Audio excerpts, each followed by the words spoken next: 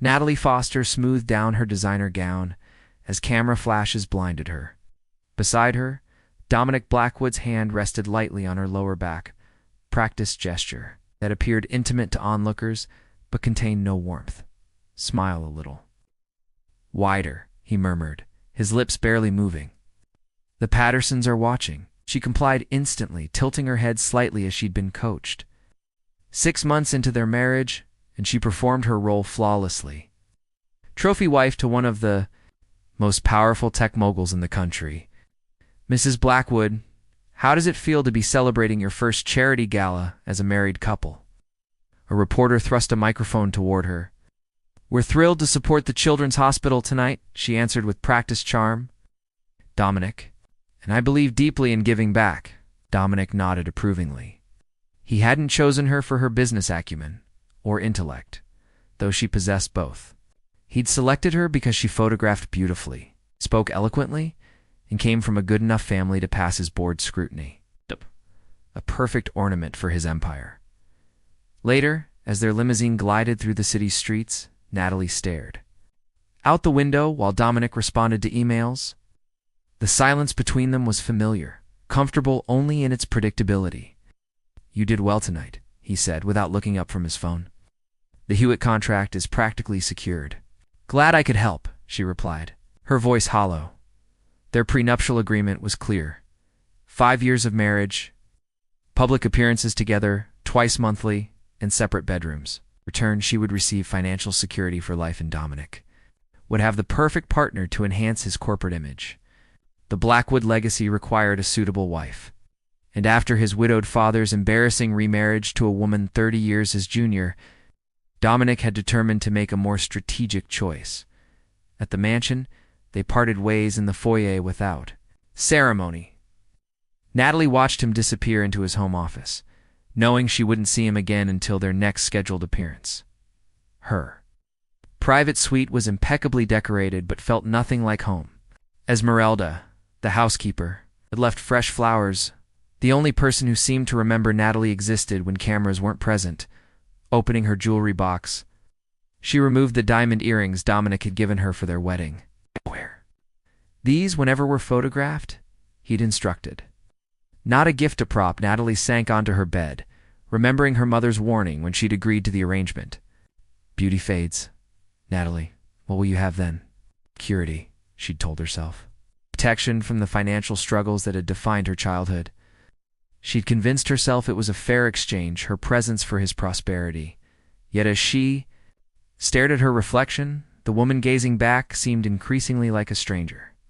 Somewhere beneath the carefully applied makeup and designer clothes was the Natalie who had once dreamed of genuine connection. Of being valued for more than her appearance. Tomorrow would be identical to today.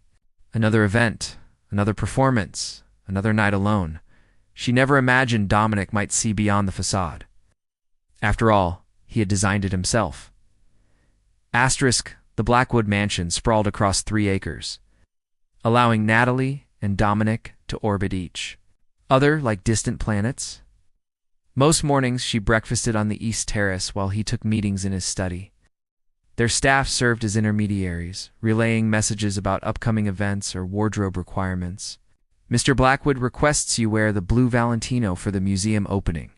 James, Dominic's personal assistant, informed her one Tuesday morning. "And he's arranged for Amelia to style your hair at 3. Natalie nodded, sipping her tea. "Please." "Tell him I'll be ready by 6. James hesitated. "He also mentioned that Senator Richardson will be attending with his new fiancée. He thought you should know." Translation: be extra charming. The senator's support was crucial for Dominic's upcoming government contract. "Thank you, James." Her smile never wavered, though something inside her crumbled further. When James departed, Natalie wandered through the gardens, finding solace among the roses that Esmeralda tended with such care. 3 hours before she needed to begin preparing. But the empty day stretched before her like a desert. She had tried, in the early months of their marriage, to establish some normalcy. She'd prepared Dominic's favorite meal researched by interviewing his former housekeeper, only to have him call to say he was dining with investors. She'd selected thoughtful birthday gifts, receiving brief thank you texts in response. Gradually, her efforts dwindled until she performed only what their contract required. Natalie's phone buzzed with a message from her former college roommate, Parker. Lunch this week? She started to type yes before noticing the calendar notification quarterly review of the Natalie Blackwood Foundation, another of Dominic's image-enhancing creations. The foundation supported education for underprivileged girls. The cause meant something to Natalie, but Dominic had made it clear her role was figurehead only.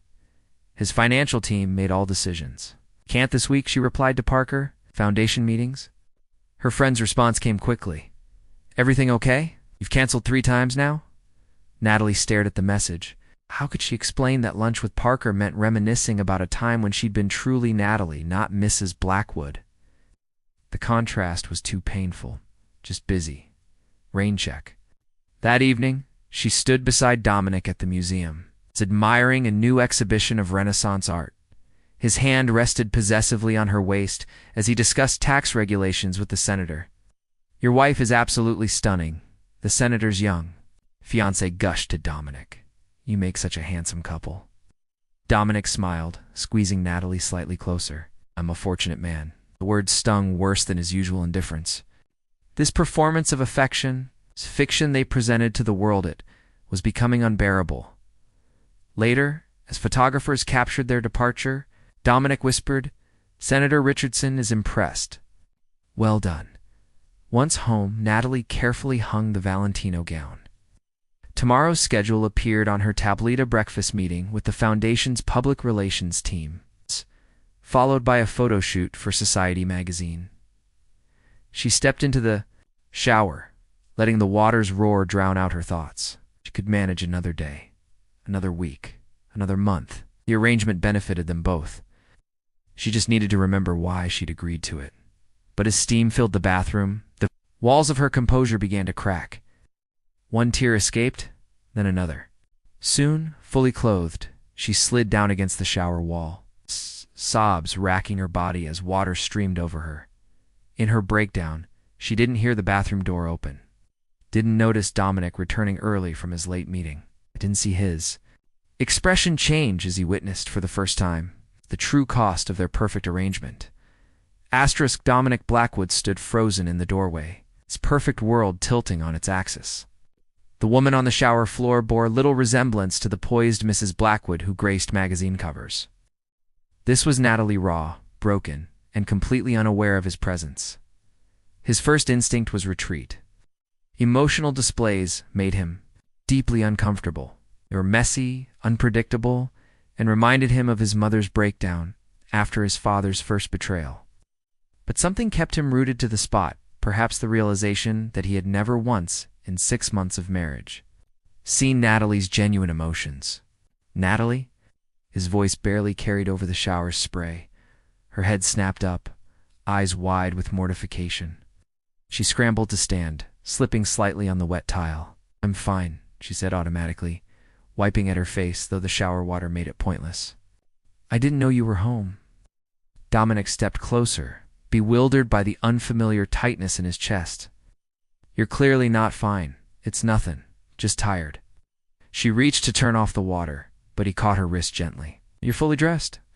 In the shower, crying. Natalie looked down at her soaked blouse and skirt, as if noticing for the first time. She faltered, unused to explaining herself to him. Their relationship didn't accommodate vulnerability. Dominic grabbed a plush towel from the warming rack. Here. As he draped it around her shoulders, he noticed how small she seemed without her usual confident posture. Water dripped from her. Hair, mascara, tracked down her cheeks, and something about her reminded him of a wounded bird. Was it something I did? He asked, surprising himself with the question. Natalie laughed, a hollow sound that disturbed him more than her tears. It does. It matter? Yes, he said, though, until this moment, it wouldn't have. She studied his face, searching for the businessman's calculation she'd grown accustomed to. Instead, she found something unfamiliar. Concern, perhaps? Or guilt? I can't do this tonight, Dominic, she whispered. Please, just go. But he didn't move. Natalie, Talk to me. Talk to you. The words emerged sharper than either expected. We don't talk. We coordinate. We perform. Fulfill contractual obligations. Dominic flinched. He drafted those obligations. Himself proud of their clarity and mutual benefit. Seeing her distress made them suddenly seem cold, inhuman. Asterisk. Let me help you, he said, offering a hand. She ignored it, pushing past him into the bedroom. I don't need your help. She stopped abruptly. What do you need? Natalie turned, water still dripping onto the carpet. To matter, she said simply, to someone, anyone. The words hit him with unexpected force. In his world of acquisitions and assets, mattering was tied to function, to value added. He'd ensured Natalie had every material comfort, never considering what else she might require. You matter to the foundation, he offered lamely. Those girls look up to you. The foundation you created to improve your corporate image? Shook her head. I'm a figurehead there too. Dominic ran a hand through his perfectly styled hair, disheveling it for the first time in recent memory. I didn't realize you were unhappy. You never asked? The simple truth of it silenced him. He hadn't asked because their arrangement didn't require her happiness, only her presence and performance. I'm asking now, he said quietly. Natalie's expression softened slightly. Why? It was a fair question. Why did her tears affect him, when shareholders' emotions never did? Why did her pain seem to matter when he'd built an empire on disregarding sentimentality? I don't know, he admitted perhaps his first completely honest statement to her. But I'd like to find out. She wrapped the towel tighter around herself, regarding him with cautious eyes. I'm going to change, she said finally. Serious? I'll meet you in the kitchen in 20 minutes. Dominic nodded, stepping back. As he closed the bathroom door, he felt strangely like he was seeing his wife, freely seeing her for the first time since their wedding day. The kitchen, normally the domain of their chef, sat empty at this late hour. Dominic had loosened. His tie-in rolled up his sleeves, 2 cups of tea steaming on the marble island. He looked up when Natalie entered, her hair damp and face scrubbed clean of makeup. You didn't have to wait, she said, hesitating at the threshold. She wore simple leggings and an oversized sweatshirt, clothing he'd never seen her in before. I wanted to. He pushed a cup toward her. I made tea. Well, attempted to. I realize I've never actually used our kitchen. The ghost of a smile crossed her face as she sat across from him. You've lived here 3 years and never used the kitchen? In my defense, we employ an excellent chef. The trivial exchange felt monumental, their first conversation without purpose or agenda. Natalie wrapped her hands around the mug, drawing comfort from its warmth. About earlier, she began. No, Dominic interrupted. I should speak first. He squared his shoulders as if preparing for a board meeting, then stopped himself. This wasn't business. When we married, I thought I was being transparent about my expectations. You were, Natalie acknowledged, completely clear. But I never considered yours beyond the financial arrangements. She sipped her tea, buying time. I knew what I was agreeing to. Did you? Leaned forward. Did you know you'd feel so... isolated? The directness of his question startled her. I underestimated it, she admitted. I thought shared goals would be enough. What goals did we share? His tone wasn't accusatory, but genuinely curious. Natalie set down her cup. Stability, success. A partnership of mutual benefit. That's not a partnership. That's a merger. The realization seemed to trouble him. I've treated our marriage like a business transaction. Isn't that what you wanted? Dominic was silent for a moment. It's what I thought I wanted. Efficiency. Predictability. He ran a finger around the rim of his mug. My parents' marriage was chaotic. Passionate, then bitter. Love turned to hatred before my eyes. So, you removed emotion from the equation, Natalie observed. I thought it was smarter. Maybe it is. He looked up sharply. Is that why you were crying? Because it's smarter? Natalie flinched at the reminder of her breakdown. I was crying because sometimes it feels like I've disappeared. Like Natalie doesn't exist anymore, like it Mrs. Blackwood does. Who is Natalie? He asked softly. The real one, not my creation. She considered the question, realizing no one had asked her that in a very long time. She loves early mornings and thunderstorms. She wanted to be an architect before her father's medical bills changed everything. She has terrible taste in movies, but excellent taste in books. She's scared of heights but learned to scuba dive just to prove she could overcome fear. With each detail, Dominic's expression grew more intent, as if memorizing her words. I didn't know any of that. You never asked. I'm asking now, he repeated his earlier words. But this time they carried weight, commitment, over the next hour. They talked more than they had in 6 months of marriage. Dominic shared stories of his childhood, the pressure of being a Blackwood heir, his father's impossible standards, his mother's eventual departure. Natalie described her family's financial collapse after her father's illness, her determination to never be vulnerable again. So we both chose security, she said, just different kinds. I chose wrong, Dominic admitted, surprising them both. All this time I thought emotion was the enemy of good business. But I've been running my marriage like a hostile takeover. Natalie's laugh was genuine this time. That's one way to put it. I don't know how to fix this, he confessed, but I want to try. She studied him, searching for the calculated charm she'd grown accustomed to. Instead, she found uncertainty and something that looked remarkably like hope. Why? She asked again, needing to understand his sudden change. Dominic reached across the island, his fingers stopping just short of hers. Because when I saw you crying, I realized I'd created everything I thought I wanted, and it was hollow.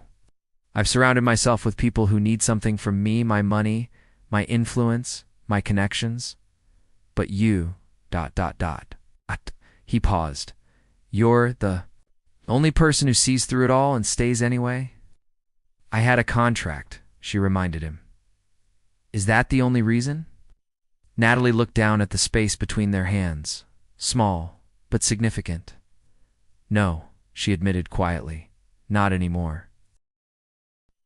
3 weeks after the night in the kitchen, Natalie stood before the mirror, adjusting a simple pendant necklace knot, the elaborate diamonds. Dominic usually selected for events.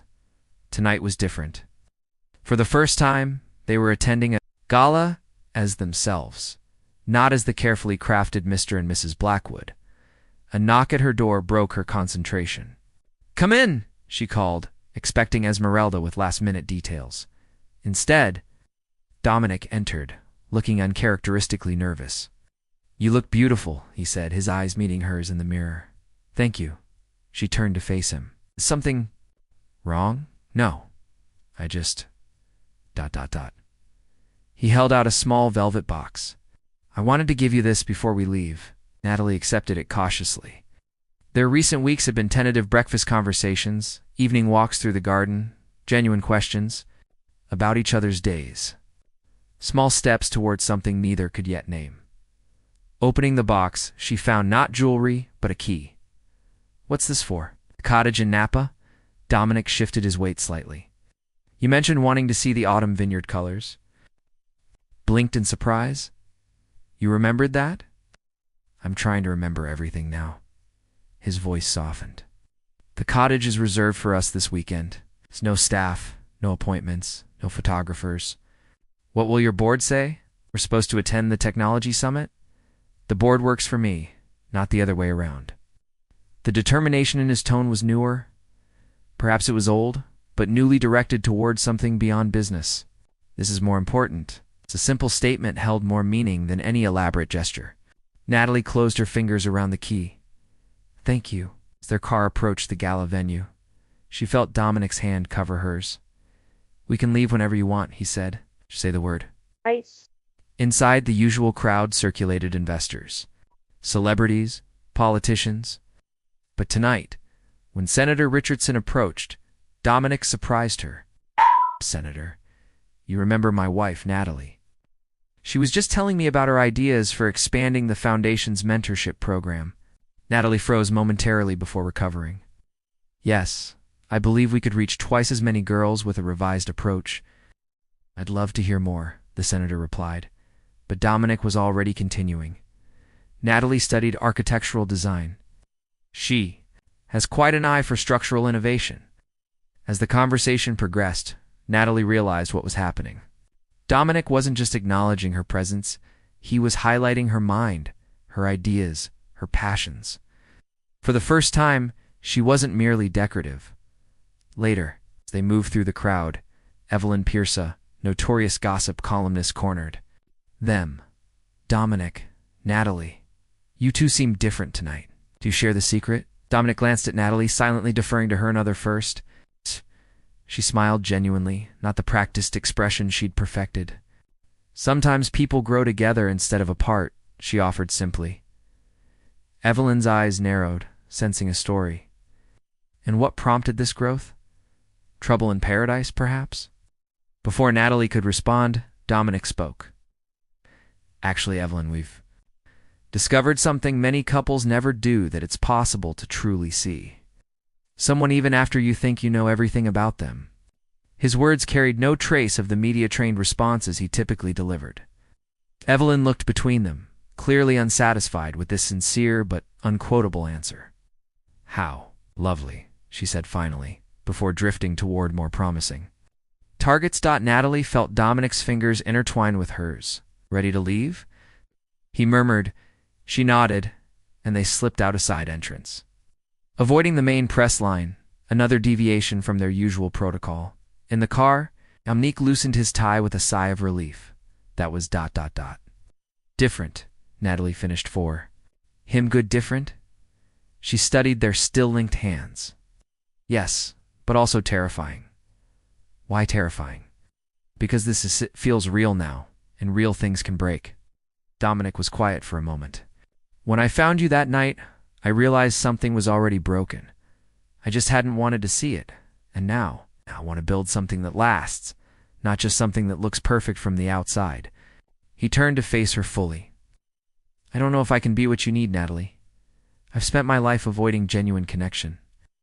But I want to try, not because of our contract, but because these past weeks have shown me what I've been missing. Felt tears form, but unlike that night in the shower, these didn't feel like surrender. I think, she said carefully, that trying is exactly what I need. As the city lights blurred past their window, she rested her head against his shoulder, not for photographers or appearances, but because she wanted to. Tomorrow, they would drive to Napa, away from the performative life they had constructed. There would be challenges, missteps, old habits resurfacing. Their story wouldn't suddenly become a fairy tale, but for the first time since she'd become Mrs. Blackwood, Natalie felt like herself again, seen, heard, and genuinely valued.